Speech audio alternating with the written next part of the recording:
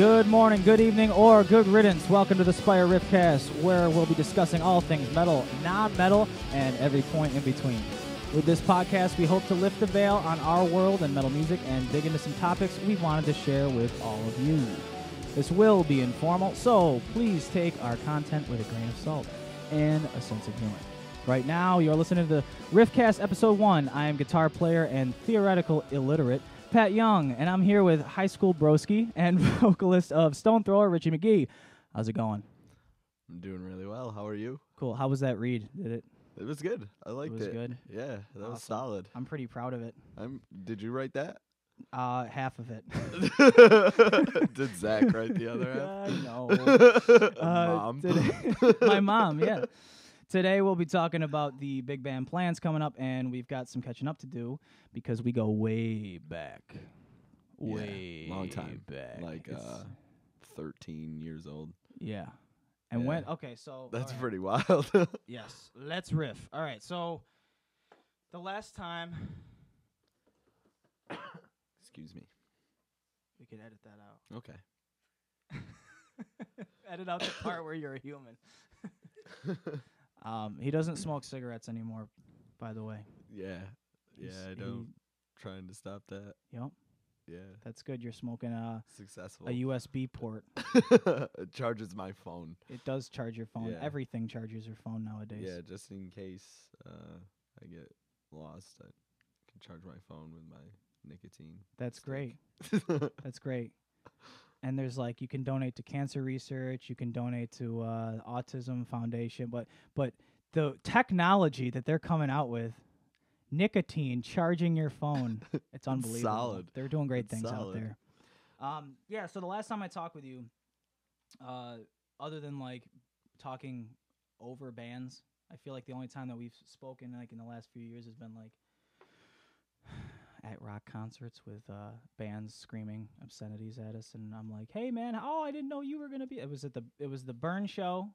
I saw you at the Burn show when I was in Perpetual Burn. While you were playing. And I saw you at obviously the Lost last time, and I saw you way back at that battle that they had with Matt Dunn. Oh yeah, with Napalm Death, that show. No. It was just a battle. Do you Just a remember? battle. It was they put on a battle for Hatebreed. They actually for the they Hatebreed actually didn't end up show. having that show when they said they were going to have the show. It got canceled out. Yeah, K Lustis they won that one. But that was the last time I saw I remember that. Before Mike that. York's old band with. Exactly. Yep. Yeah. Okay. That was a long time ago. Holy shit. 2011. And that's the thing, it really, if you think about it, it wasn't that long ago, but music years, they're like dog years, you know? Yeah, it's true. I was away from music for a long time. Yeah, and I definitely want to talk about that for sure. Yeah, so I guess the last time that I really actually spoke with you was freshman year of college, because everybody we did the 5-year high school program where we all went to OCC. It's a good place, but I don't know, it got a bad name, but I don't know why. That was great, but it was just funny. There was a lot everybody of us went there, dude. They're like, I don't know, man, incredible. college. I don't know if I'm gonna do it. And they just take a left instead of a right to go to school, and that's the difference. Yep. But yeah, so that was the last time. Holy shit! Every time I've spoken with you, it's been I've just been yelling at you because you can't hear anything. Just at shows. Yeah. Just right in each other's ears. Yeah. But yeah, I mean, when I saw you guys doing the locals only, that was the first time I had seen you guys. Fucking unbelievable. It was so tight. I didn't know you guys were a 4-piece. But they did. He doubled the cabinets, right? Did they do a left and right? Yep. It was so loud, so crisp. We do that at every show. It was awesome. It makes a huge difference. Yeah, it sure Your does. bass player, There's one guitarist. Yeah, I knew that guy from Structured to Collapse. That guy just has just a knowledge and energy about it. He just looks like he's on top of it. So as a bass player, he's actually a bass player. Congratulations, you got a bass player in metal. This is the first real bass player. It's not just a guitar player. It is. But he is a guitar player. He played guitar in Right. Structured. But that's but he actually is playing bass in your band. And he loves it. Yeah, he loves awesome. it. He took up bass and he just he fucking ran with it. He's Yep. really good. Yep, I got to listen to the demo too. It's really cool. Very, very cool. Heavy Thank hitting. you. I appreciate that. Yep. I feel like it's in your face, which is what we were going for. So It hits in a car, I hope and that's so. all you needed to do, you know? Yeah, Justin Spalding, the guy we recorded Justin with, Spalding. he did a fucking great job on it, and really That's cool. appreciate all the work he did on that. But Yeah, that's great. right out of his basement, I was very surprised. No, I'm familiar at the with quality. him. He's put out a lot of bands. Yeah, he's done He my does. brother's Did he do? band. Yeah, he did Thoughts in Reverse. Thoughts in Reverse. Redfield, I know Yeah. he did some of theirs. So Richie's brothers and Thoughts in Reverse. yep. There you Yep. go. This is the listener right here. This microphone. But yeah, that was great. That show was awesome. I like that Scott Dixon does what he does with those. With Yeah, the I whole really locals appreciate only. all the work he does too. That dude he's Yep. awesome. That's great. He's doing a lot for the scene and trying to keep that alive. And even though he's had a lot of issues, he's still been able to do it. You know, a lot of surgeries, and he just had his surgery and it went well. Yeah. That's what he said. He's in the ICU. He's Holy shit. but he's fine. Good. Like that's what I heard. So Good for him. hopefully it's this wasn't the first time he's had one of these things. So Yeah. hopefully it's a speedy recovery with that. Definitely. Okay, so yeah, I want to talk about Stone Thrower, where it came from. Like where your band, like you're in Syracuse Sure are. and these guys are in Utica. Mm-hmm. Like how do you bump into them? Like what was that? How did that work? I mean, it's really not that far away, but So Stone Thrower was kind of born about, I'd say like 5 years ago. Yeah. My old band Hewitt broke up, and I was living with the guitarist now, Dennis. I was living with him. Mhm. And we started jamming with Steve, the old drummer from Hewitt, Mhm. and our bassist, Chris Woodward. And we just started jamming at our old practice space and actually like wrote 1 or 2 songs. cool. But This is nothing in ever. Syracuse? Yeah, this was in Syracuse. Okay. Nothing ever came of it though, and we just kind of called ourselves Stone Thrower at that point. It was just something rude and something just Mhm.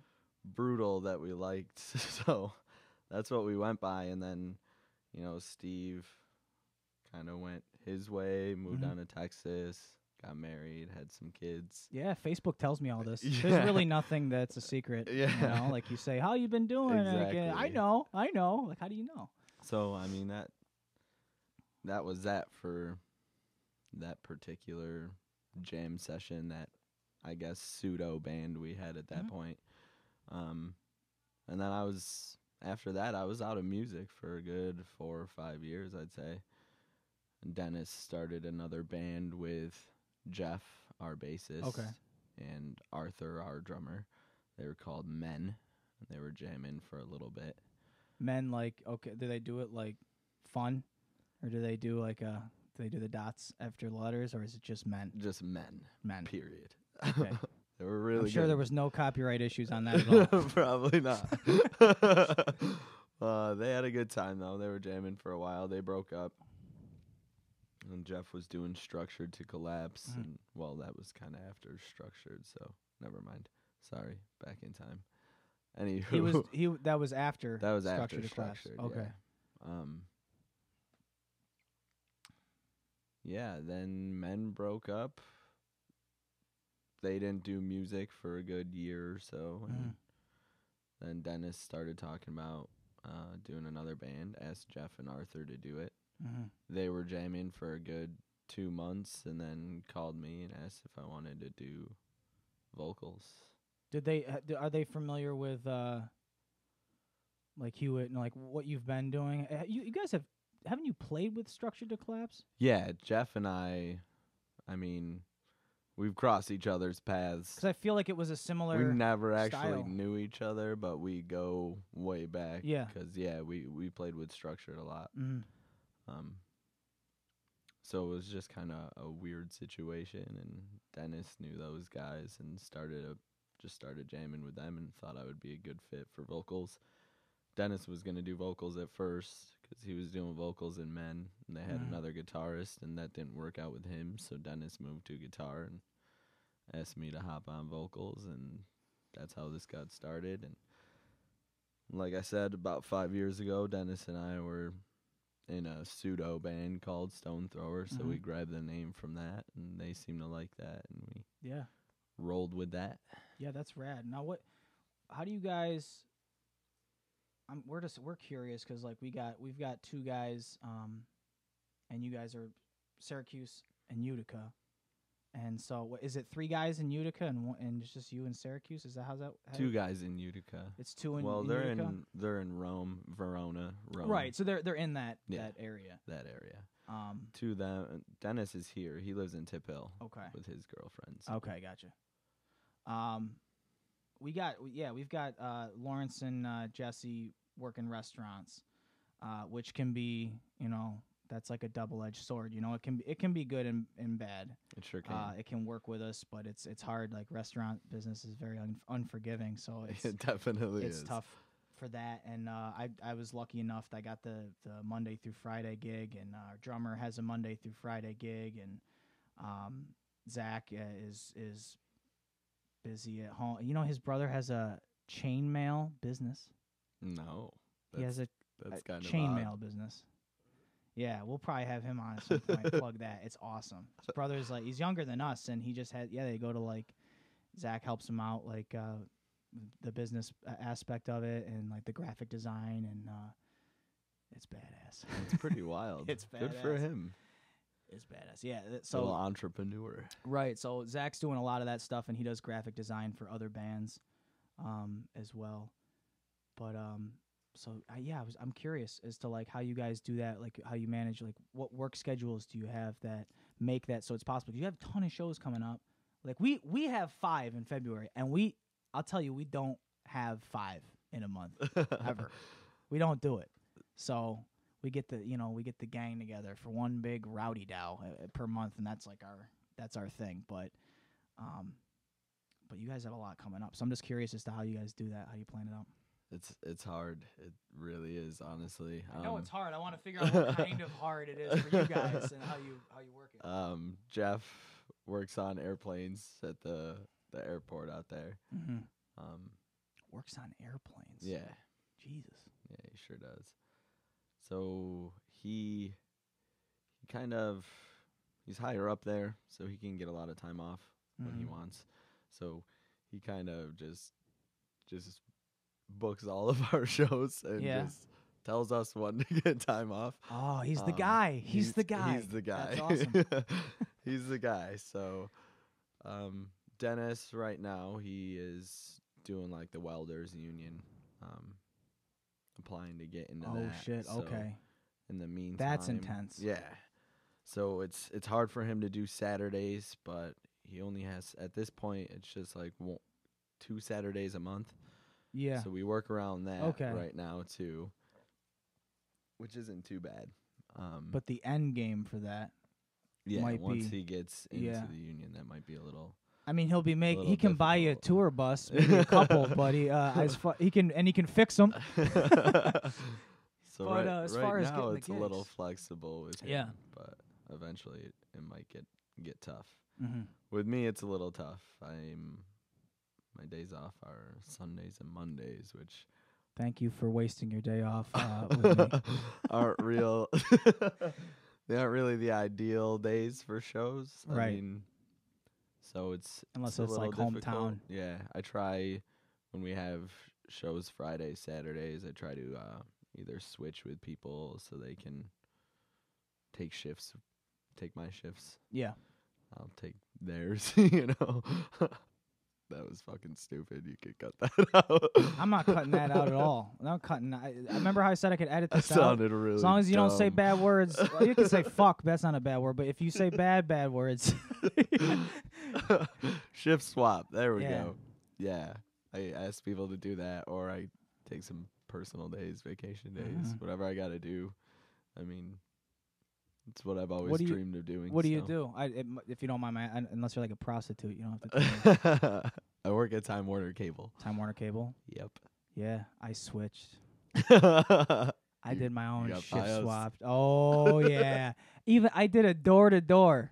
this is a whole different podcast now. They did a door to door, and that's the like in a Jehovah style, and I'm like, what the hell? And they're like, basically they sold me by saying, we're not Time Warner Cable, and I was like, that sales pitch is wonderful. Nah, dude. Do you do the phones? Are you a phone guy? I'm the phone guy. You're the phone guy. I I'm probably the had phone you guy. before. I Even though get, no, but you'd have to I say get your yelled name, though. at every day. You get yelled at every day. Sure do. At least once or twice. Yeah, no, I wouldn't yell at you. I'll just switch. A lot of other people will yell at me, though. Yeah. And not just switch. Yeah. Because a lot of people don't have the option to switch. Time Warner. We're kind of all they have. Time Warner is kind of the deal, Who owns it? Puff Daddy? Who owns that shit? Who owns Time Warner? I don't know. Comcast is about to. Gotcha. Yep. So that's fun. Yeah. So yeah, Sundays and Mondays. So it fuels my anger.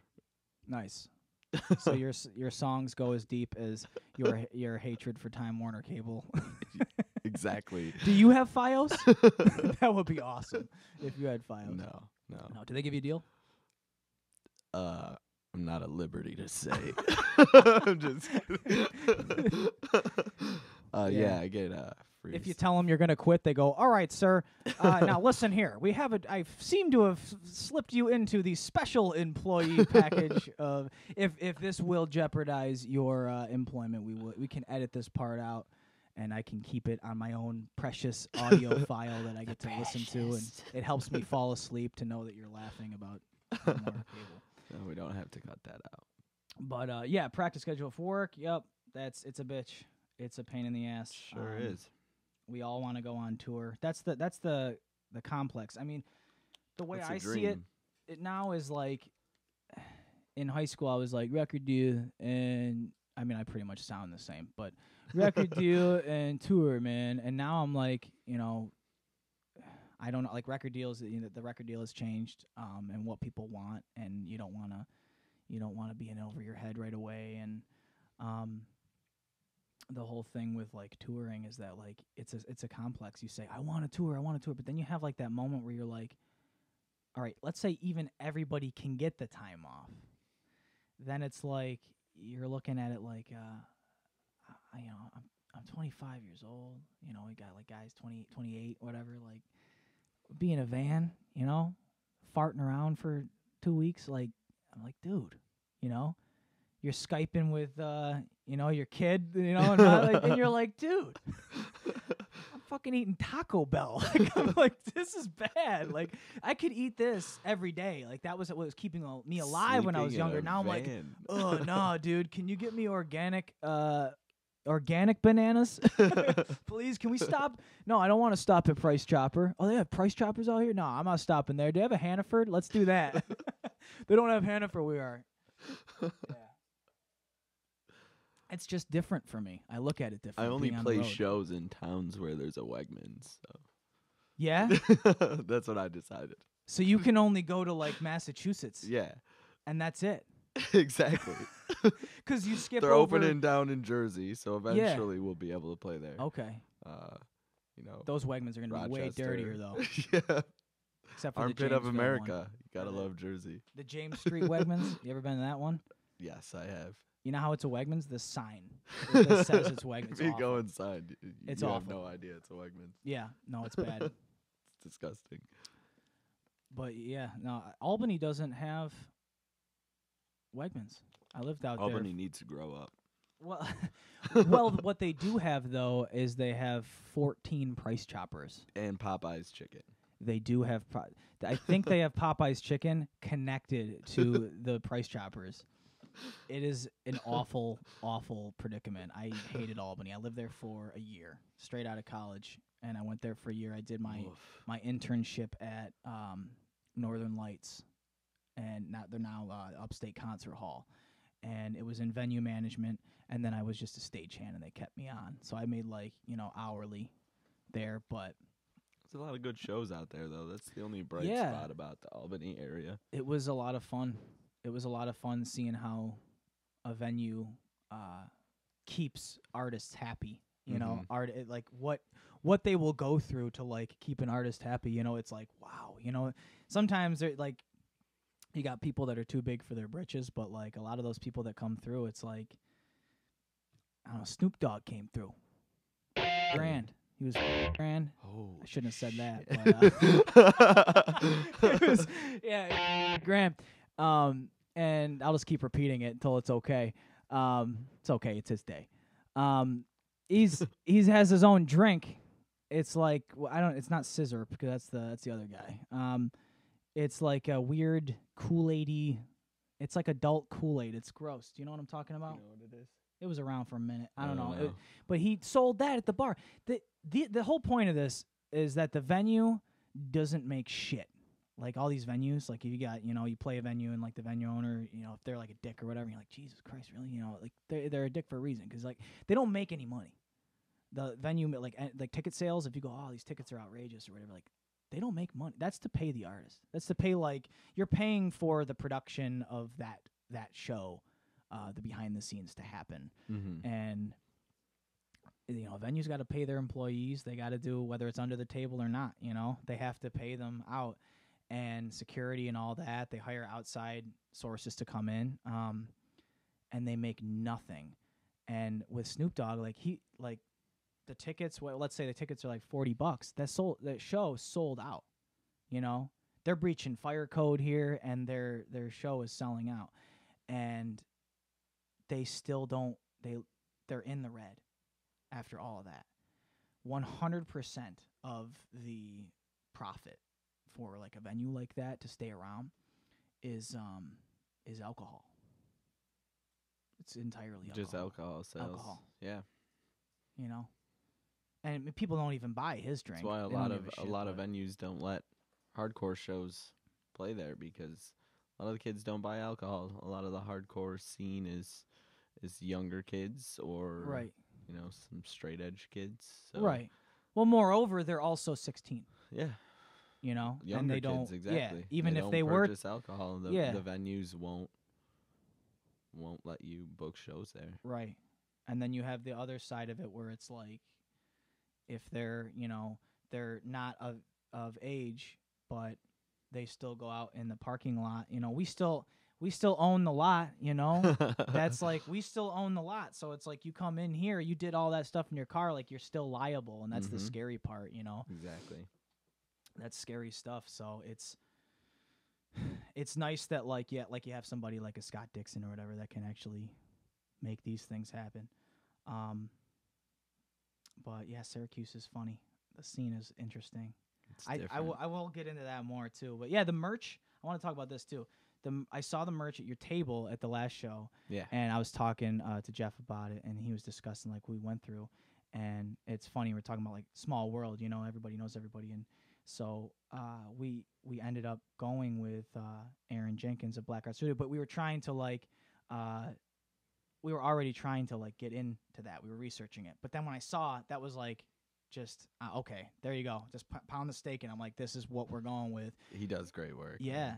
So yeah, it's Aaron Jenkins of Black Art Studio. They got it's in the Delavan Center. Did you go in there? Oh yeah, it's awesome. The Delavans. That was the first time I've been in there. Yeah. And that place is just amazing. Yeah. It's wild. Oh, it's just rented like a little bit, and he's got like this little place, it's and awesome. He's just got this little hut of like passion that he has. That it's like awesome. Got my shirt it's just thing in here. A building of just any kind of business too. It's like so brutal.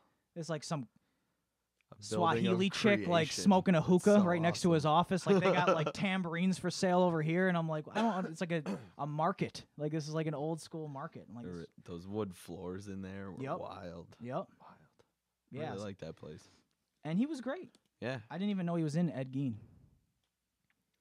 I forgot about that. Yeah. Now that you mention it. Yep. He was in Ed Gein. He was. I grew up with that band. That's weird.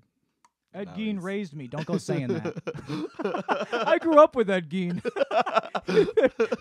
They're a bunch of great guys. There was more of them. Yeah. Luckily, he didn't turn my face into a mask. But yeah, he's a really fun guy to talk to. I was there 2 times, and I was totaled at probably like an hour that I was just there talking to the guy. It was very informative of the process, because I don't know how you've been with like merch in the past, but I'm paranoid. I've developed a phobia. If there's a certain phobia you can develop with like making shirts, trusting someone to make a shirt, but the logo is off-centered, a phobia. If you can put that into a phobia, that's what I have. But he like went through it with me, and he's like, yeah, no. He's like, every shirt's gonna be different. However, it should be straight. You know, like it should be lined up. It should be this. It should be that. And we were doing a double-sided. I actually have shirts. I can show it to you after this. But we just got them in from that guy. And like, I love it. That water-based discharge shit. Oh my god! You know, it's well, right now it fantastic. feels like ink. Yeah. But he said you wash it once, and I felt your shirts, and it was like it's the fabric, and that to me, like that vintage. The fabric of the shirts he uses are fantastic. So comfortable. Yo, yeah. That's all awesome. we're ever gonna do from now on. Yeah. We are not gonna have a normal shirt agree. anymore. We're not going anywhere else. That dude's awesome. And he does pressings too. He'll do album pressing, like that earthy, like you're opening it up like a present. I thought that was really cool. Yeah. So, what else do I want to get it to? Let's take it way back. Let's do that. I want to take it way back. Let's have some fun. I haven't like thought about this at all. This is the cool part. I haven't thought about this because I want to figure it out with you. There's a lot of inaccurate shit I don't even know. Okay, let's start with this. The other day, I put in a Life to Spare demo. Oh, Jesus Christ. Oh, man. Yeah, I'm sorry. You can't edit this out. It is what it is. Let me just make sure this is still recording. I gotta. Okay.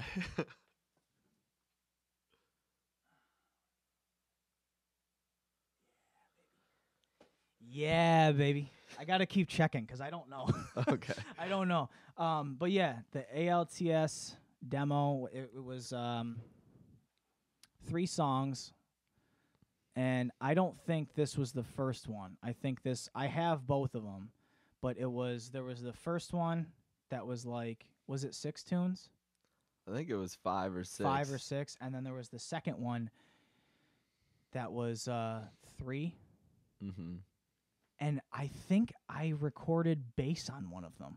You did on the first one, on the 5-track. I did on the first one? On our first demo, yes. You recorded bass. It was upside down. Yeah, you had to play it upside down. Because you're a lefty. We didn't have that equipment. It was upside down. I did bass. That was so weird. Like And I've like with Lawson, you remember Lawson? With Lawson, yep. Yeah. Works a Guitar Center. Yeah. Yeah, did it you with Lawson. recorded our first demo ever. That was a good fun. time. That was a lot of fun. But yeah, so then after you did two demos? I think so. That one. And then we did one with this guy, John, in his house. Okay. That was after the 2. So then you did another one with A Life to Spare? Or was it cuz you guys did had one changed, with Lawson with you, yeah. And then the second one we did was we recorded with this guy named John in his house in Camillus here. Okay. We found an advertisement at Guitar Center and went with that. Cool. It was very weird. It was very weird. Yeah, it's in some dude's house. You guys, yeah, you guys he's should all be about dead 80s by now. metal. Yeah, like you guys wanted me still to here? sing a lot. It was interesting. So we did that demo with him. That was fun. That's cool. That got released or that didn't get released? Yeah, or? that got released. It's the other one we have. Okay. As A Life to Spare. That was the last one we did as A Life to Spare. Okay. Was it titled anything or was it just like a self-titled? I don't remember, honestly. There was a lot of shit that I remember that the other day. I'm like, holy shit, I played bass for those guys for like an album or whatever. Like, it's a demo that's so weird to think about. You played guitar for us for a little bit too. And then guitar. So that was because I have these like I have these patches of memory with it. I don't know if I was still with Spire. You were. I was. You were playing with Spire and with us for a little bit. But you guys were in kind of transition. doing us a favor because you were my friend. Yeah. You were helping us out while we were looking for other members because Chris Zek left. He moved, right? No, Did he did started Rodeo Machine. Oh, okay. That was way before he moved. Yes, Yeah. he did Rodeo Machine So with we York, with Mike York. with Mike Mike York's York. been all over the So place. we were kind of in horror. in a transition period, so you played guitar for Yeah. us for a little bit. Mm.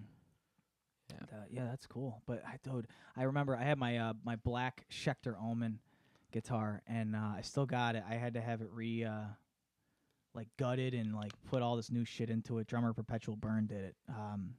He's a jack of all trades. He's crazy. He's like, yo, dude, give me a guitar. And I don't know why he sounds like that in my head, but he does. So if he's listening to this, he's gonna be laughing. But You he's guys like, yo, shred. That band was. that was a lot of fun. Yeah.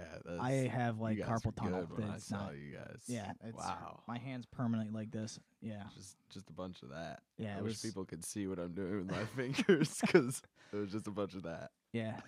No, it was a lot of fun, but it was very taxing on my hands. But Definitely. yeah, he gutted my guitar. Like he fixed it. I didn't think it was gonna work again, and because that's what I do with guitars. I like quality, not quantity. So I play it until it stops making noise. But I have my Schecter Omen, and with you guys, I can't even imagine doing this now. With you guys, like I was in Spire, and we were tuned to, I think we were in drop D. Oh, you played in Hewitt too, man. I think so for a little bit, right? Did I? Was I in A Life to Spare, or was I in Hewitt? You were in Hewitt. Because I was playing alongside Brian Lowe. Brian Lowe. So okay, You now were this is how we piece this shit together. You were in Hewitt because now you're talking about down tuning. We didn't down tune till Hewitt, bro. Okay, and yeah, now we're talking about the A sharp days. Yeah. Now this is pretty intense, man. This is like repressed memories. It brings a tear to my eye. This is I can't believe you ever agreed to that. Oh, here's the down thing. tuning and chugging. Yeah, this is the repressed Open notes memory. And Pat is Young, that what? is that this would be okay if I wasn't in another band, because what I would do is, for all the guitar players out there, I don't know if like you're familiar with this, but this the concept of taking your guitar and you go, I remember this now, I go from a Spire practice to you guys, and I'd be in drop D. And I go to the practice, and I would turn down to I think with you guys I was playing in B. It was like B or B flat or something. B was with A Life to Spare. Okay. When we got into Hewitt, it was down to A. Okay. Now I think the lowest I went was a B. Okay. Yeah. But I wasn't yet at the humpback tuning. I was more at the northeastern ridge tail or whatever the fuck tuning. Yeah, I was at a B.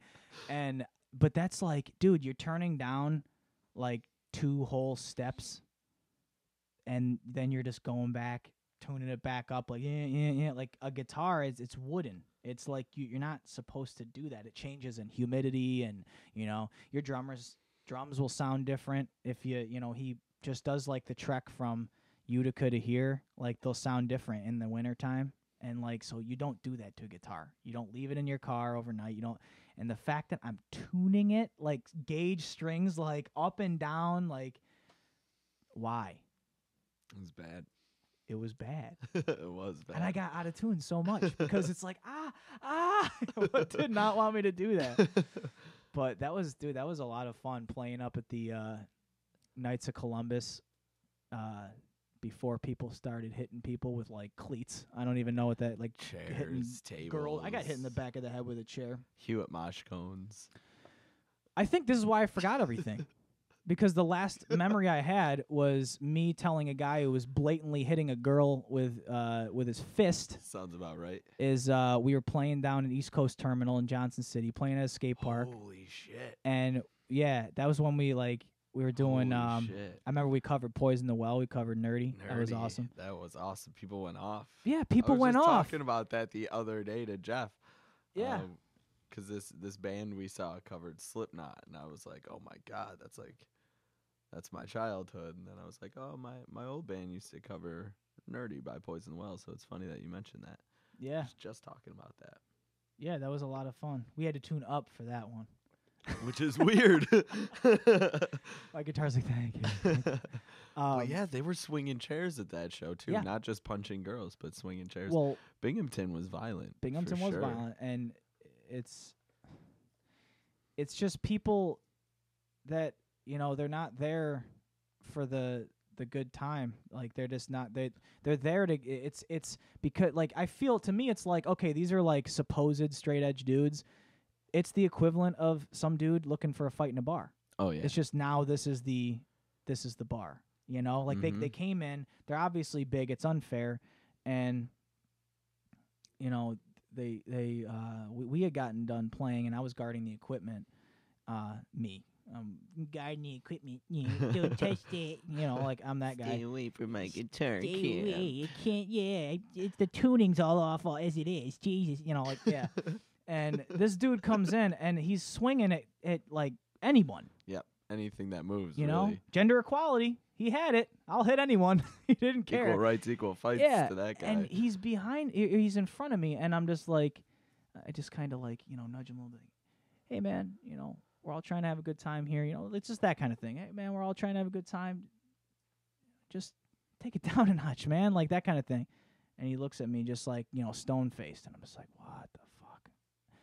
And I was turning around to, like, you know, push some equipment to the side or whatever, and, you know, fucking breakdown hits, you know, and that I feel a piece of metal to the back of my head, and he hit me with a chair.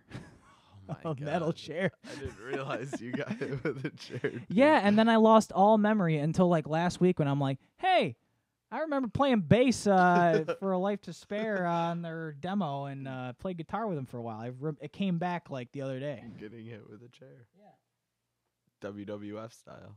Well, WWE now. Sorry. No. But that's like, that brings me to the whole the transition into how you feel now that we've touched on, like, all the bands that you've been in. Because that was your first one, right? A Life to Spare. Life to Spare was the first one, yeah. And we pretty much started at the same time. Yeah, we did. And we played all the time together locally. Our first show ever was actually in your front yard. In my your parents' front yard out in Warner's. Yep, I had my dad introduce it. Yep, hey, bud. Yep, hey, bud. Hey, bud, this is A Life to Spare, bud. Yep. Yep, yeah, he's always had the same lyrics to the song for us, like the song that represents what we do. He's always had the same song, and he'll go, even to this day, he'll go, I hate my father.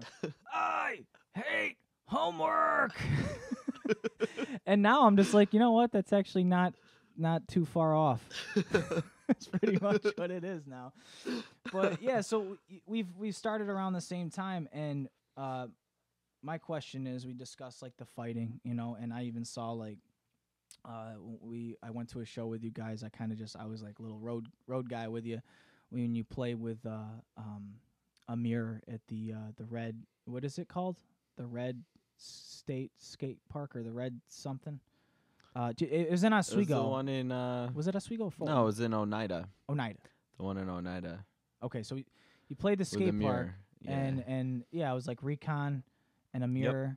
Yep. And it was just like, it was a 60-person brawl. It was Amir's CD release show for Goodbye to the Gallows. Was it? Okay. Yeah. And there was a brawl. Like, there was probably a 60 person brawl that and day. they were all fighting each other in disagreement of the same point that they were all getting at. It's just that chest pumping shit, you know. I don't get it. Like, how do you view when you started with A Life to Spare, the scene, and how it's gone? And like, I know there's pockets now, it's very segregated now, but like, how do you view the scene from where it started to where it is now? I mean, it's obviously different. You're grown up now, we're all grown up, you know, but it is, I feel it's very different. Oh, it's totally different, man. Back then it was more positive, I would say. When we first started, you know, it was just all about fun. If someone fell over at a show, you would pick them back up. Not nowadays. I feel someone falls down, they kick them while they're down. You know what I mean? It's very, very different nowadays. It's a lot of negativity. I remember going around at shows. Yeah, I remember saying something about a show that we had coming up, and we might put up a couple of flyers, make a few phone calls, but then we'd play the show and the place would be shoulder to shoulder. And now you're questioning.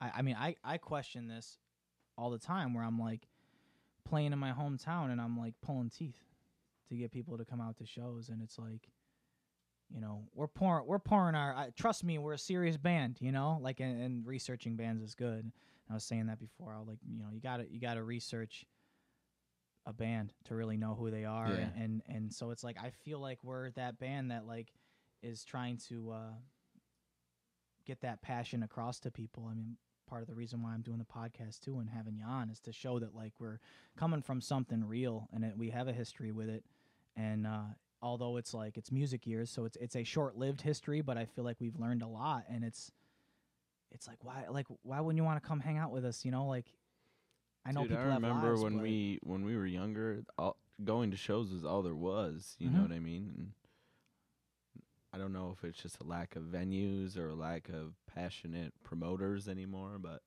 there's not as many shows. I don't know. There's definitely enough bands. Bands always want to play. I don't know if bands are getting more of an ego and don't want to play unless they're making money. Well, we booked. The scene is just, I don't know. We didn't go through a promoter the last time we did a big hometown thing, and we just booked. We booked at Monirae's, and it did okay, but we did tickets, and it was pretty cut and dry though. Like, again, like the teeth pulling thing. Tickets don't mean that we're trying to rip people off. It means that like you say you want to go. If you buy a $5 ticket to go see 4 bands play decent sets, not like 20-minute sets, like decent sets, I mean, you'd think like the person would be more apt to come out if they bought a ticket, you know, and they will. You do five and then 7 at the door, and you do 18 plus, and you know, everybody, it's fine. We have this fast changeovers. We put a bunch of drum kits on the stage already. We had a band from Massachusetts come out, the Summoned. They were sick, really good guys. They stayed at our house. We threw them down in the cave here. Awesome. Yeah, it's got a shower. We got a shower in here, which is badass. That's the way to do it, though, man. But it was fun. We didn't go through anybody. Not to say that it's bad, like, because there are good people out there. But like we didn't want to have anybody like bound to anything. Like you have to sell this many or whatever. Self-booking and self-promoting can be really good for a band, and it's fun. It's fun. I mean, it's a lot of work though. We do it often. I mean, Jeff, our bassist, books a lot of shows now. I mean, he's the promoter for the big one we have coming up, playing with you guys. Fun. That's gonna be fun. Yeah, we haven't played in a while too, though. So it's gonna be awesome, man. I'm really excited. Yeah, well, we wanted to play. We're knocking 2 out of the park right now. We wanted to play with you guys, and we wanted to play with How to Disappear Completely. And when I heard they were on the bill, I was like, all right, we got to do that. This is good. This is great. That makes it better. But yeah, that's the whole thing is that like you. It's very discouraging when you're like, oh man, I have to do tickets. I can't just like say come out and they have a great time when they're there. That's the point. Is that it's not like they don't. Metal gets a bad rap, man. It really does. People are like, oh yeah, I don't listen to that anymore or whatever, and it's just like it's not really about that because we've grown as musicians too, and we have different things to say, and we have a different vibe. We bring a different thing to the table. But I mean, if you really don't like it, you really don't like it. But like just even booking the bands, I think there's such an issue with it is because you go to a show that's like 7 bands deep, you know, and bands play for 20 minutes. and there's a 15 to 20 minute changeover. So if you're not smoking cigarettes, you're bored as hell. Mm-hmm. What do you, or if it's like negative 10 Happens degrees too outside, yeah, you're just, it's a pain in the ass. Like you go to the show, you go to like a stacked show. I got to explain this. I'm with, Richie's girlfriend's right next to me here. I'm not talking to no one. She's here. She's here monitoring our tennis match. She's sitting in the middle, perpendicular to us talking here. But yeah, like you go to a show, and it's like 6 or 7 bands deep, and where are you gonna go? And you guys have a baby on the way. Congratulations. Like that's Thank you. awesome. I really appreciate that. And so that's difficult too. You support him, but there is a point in time when it's 1:30 in the morning where you're like, I'm only doing this because I love him. Like it's like totally what it is. And he would understand too if you're like, dude, if you're home, you're home. Like that's, if you're home, you're home. We appreciate it, but like it is tough. It's so tough when it's that. And so what we try to do is we're like, okay, you want to actually come out and see us play. Some people don't like this music, but they like you. So it's like they want to come out and see you play. Why don't they see your band play for 30 to 40 minutes with strict 15-minute changeovers or 10-minute changeovers? And there's only 3 or 4 bands, and you get to play a real set. You get to get comfortable on stage. Just have a good time. Exactly. Just like you be kinda yourself have to get as a into it. band. Yeah, and 20 minutes isn't going to do it. No. So that's what we did. We booked it ourselves. We said, here's the time slots. And that's what it was. We say, here's how much our sound costs. Here's how much our sound is. It would be great. You're not required to, but it would be great to get, 4 bands. 12 tickets sold. I think that's what it is. 12 or 15 tickets sold per band at $5 a pop. Anything beyond that is yours. I think those are what it came to. It might have been 15. Anything beyond it is yours. We don't want to see it. So think about that. 12, 15 people, and you're playing in your hometown. That's girlfriends, mommy, daddy, grandpa, grandma, whatever. And your fry cook that stands next to you. Like that. That's it. Like you just hit your number. So then anything after that is a little bit of effort. Little bit. Where you actually are a hardworking band, passionate about something, getting these people out. And this band hands me a wad of money. They're called Murder and Rue Morgue. You guys play with them. Oh, yeah, we did. Those are funny guys. They're fun dudes. The dude hands me a wad of money, and I'm like, what are you doing? And that's when we play with them. And he's just like, here you go. And I'm like, no, I only want the money from, your cut for the sound.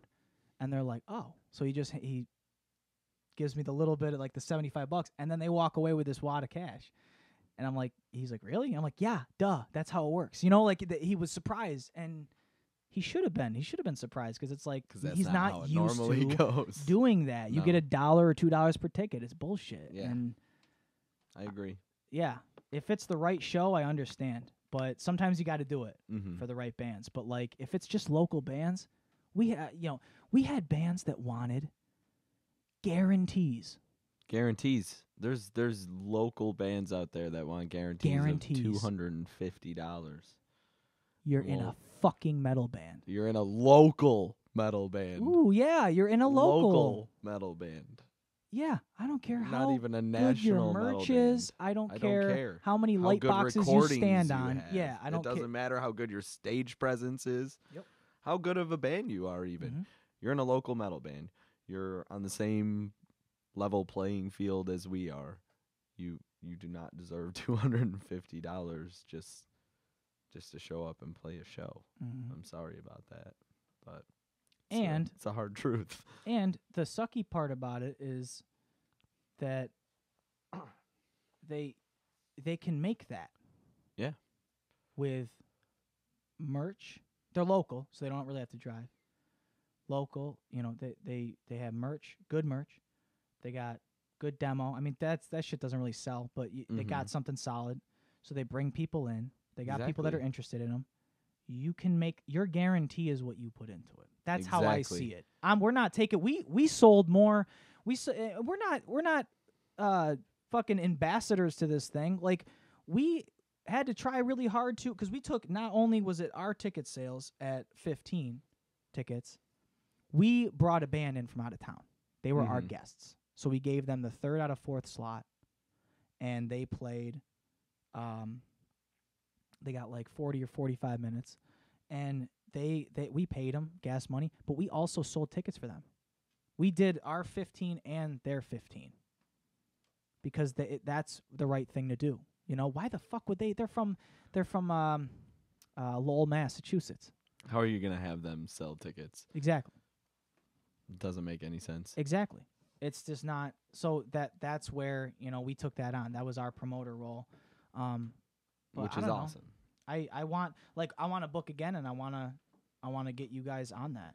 That would be a good time. Yeah, and We'd it's the have fun same with that. concept. It's the same thing, same concept. It's like, here's how much sound is. We're gonna try to even get some cheaper sound, and we'll say, here's our number. It's very cut and dry. Here's the number. Nobody is getting anything on the side, except for blowjobs. I don't know what people do. I don't even think I've ever made $250 at a show. I thought you were gonna say, I don't even think I ever got a blowjob. Yeah, that came at bad timing. Sorry. But seriously, I don't think a band I've ever been in, at all the shows I've played in my years, I don't think we've ever collectively made $250, and that's what some local bands are asking for as a guarantee per show. Yep. It's incredible. This is rhetorical, but where's the money coming from? I Even don't when know. you say it, you say, "Hey, we're gonna book a show. We're not going through anybody. We're just gonna book a venue. Here's how much sound is." I mean, people. It's all out of pocket. My friends tell me I talk too much. Maybe I give them too much information. I break it down a little too much when it should be, here's how much sound is. Here's the split. You interested? You know, I detail it because I want them to know everything, that we're not trying to like skimp off the top. You know? Yeah, which I like. Yeah. I personally Some people would like more information. that. Yeah, Yes. you gotta read a little bit. But yeah, dude, we went through about 20 bands to book 3 other bands for our show. Well, to book 2 bands because it was our band we brought from out of town was us, and we had we needed 2 other bands, and we went through about 20. Wow. Some of them were like it was starting to get closer, so there was a last minute thing, or they had a show conflict, but. And I hate that too. Like a band will play, they'll take the heat right off your show by booking after the fact. They'll book the day before or the day after locally. Mm-hmm.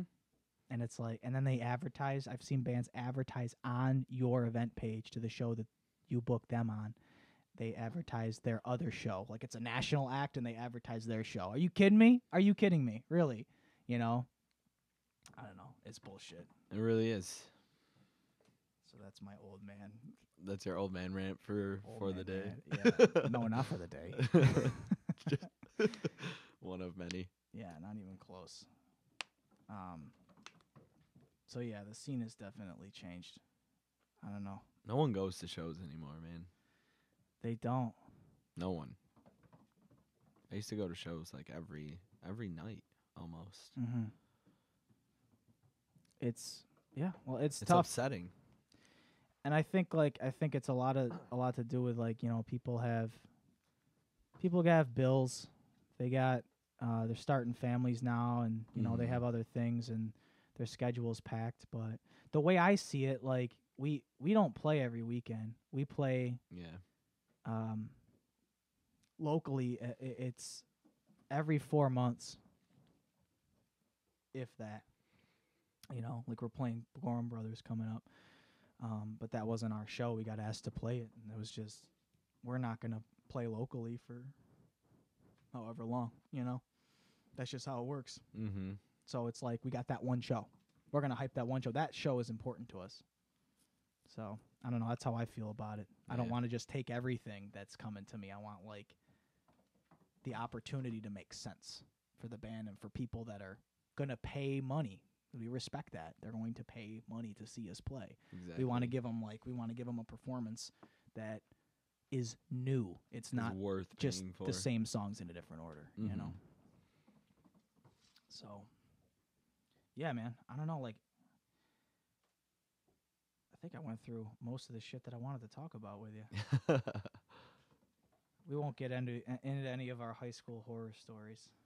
No, we don't have to do that. We don't have to do that. That's okay. But yeah, you're going to be a dad. That's Yeah. That's really exciting. A few months now. She's due in April. Very cool. Yeah. April 1st. That's my fake-ass birthday.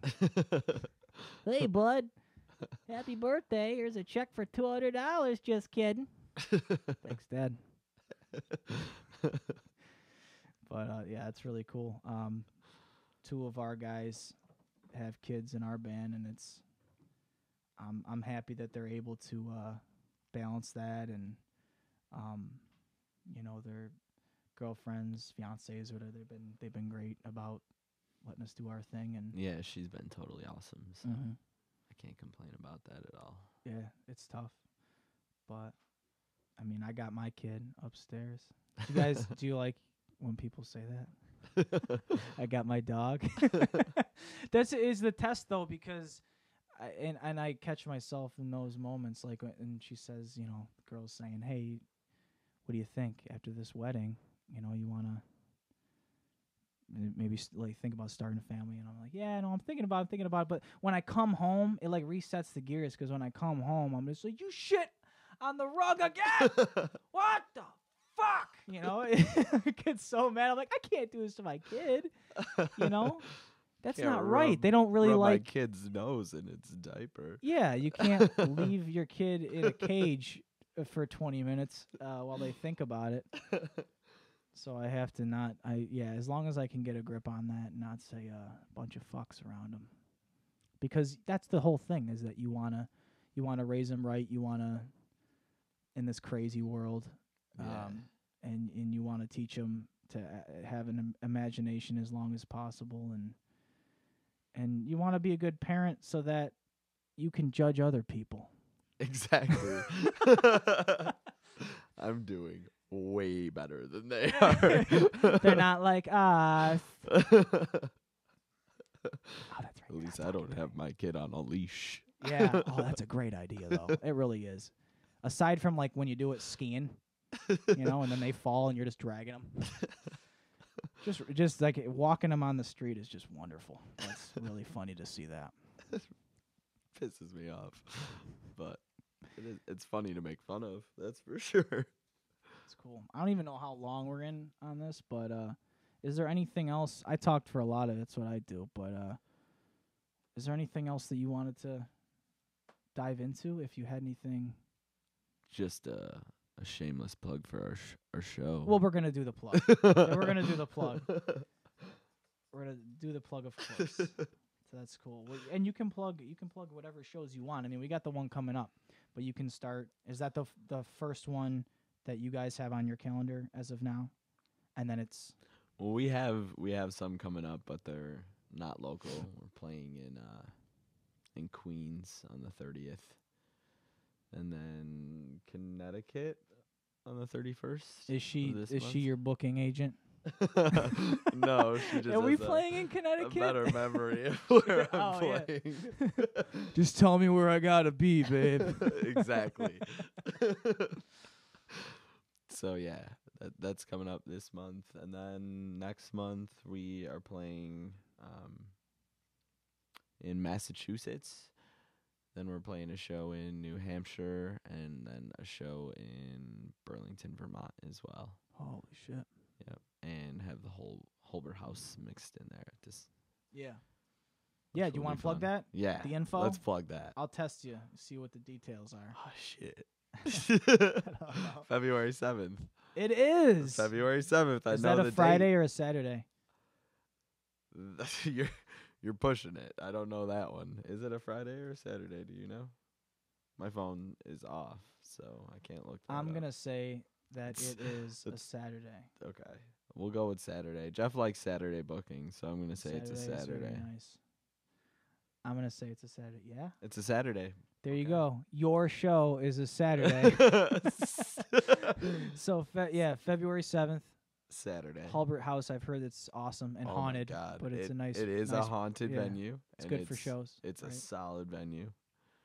The sound in the room you play in is incredible. Mm-hmm. Jeff does a really good job with the sound there, so he'll be doing that.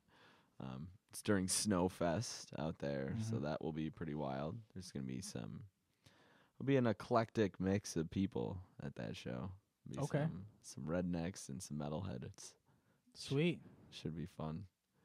That's great, man. So it's $5. Is that what it is? $5. Yeah. $5. Age limit? No age limit, I think. Is it 21 plus? I don't think so. 18 plus, I think. 18 It's plus. at a bar, so. Oh, okay. Yeah, The it whole probably house is a 18 bar, plus. Yeah. 18 plus, $5 music at or it's starting at like what, 8:30? 8:30, yeah. Yep. 8:30. We got Apollo Reborn, 40 Dead Men. Stone Thrower. Are they on that? Yeah. Yeah. We're on that. Cool. You guys, Spire. We're on that, and How to Disappear Completely. Yeah. Which will be awesome. I'm really stoked to play with that band. They're cool. Pretty stellar. Yeah, And they you were great with guys. Animals as Leaders.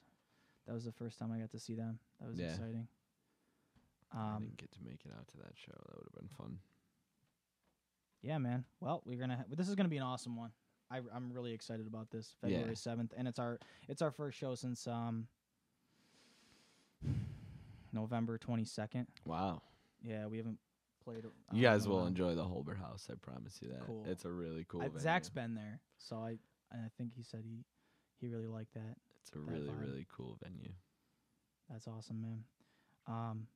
Well, thank you for hanging out with me. I mean, we really had nothing to do today except feel bad for being white. Exactly.